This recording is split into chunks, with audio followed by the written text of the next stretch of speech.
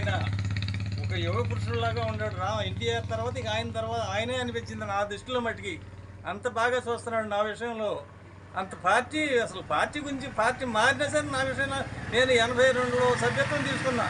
అప్పటి నుంచి ఇప్పుడు వరకు కూడా నేను దాంట్లోనే ఉన్నా, ఆ పార్టీలో ఉన్నా. ఆయనతోనే తిరిగా నేను ఉన్నటి వరకు. ఆయన పార్టీ మారినా సరే నేను అప్పుడప్పుడు నాతో మాట్లాడుతూనే ఉంటాను, నేను మాట్లాడుతూనే ఉంటా, ఆఫీస్కి వెళ్తూనే ఉంటాను, మాట్లాడుతూనే ఉంటా.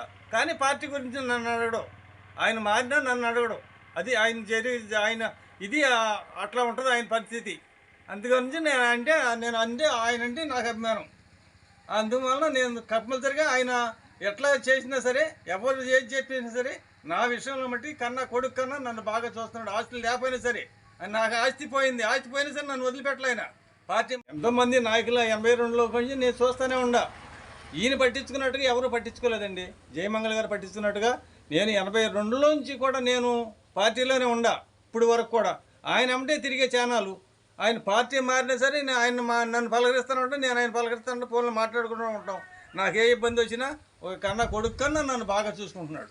అది నాయకులు వచ్చినా సరే ఈయన చూసినట్టుగా ఏ నాయకుడు చూడలేదని నా మనసులో ఉందండి. అది నేను చెప్పవలసింది. ఆయన గురించి చెప్పుకునేది నేను అది.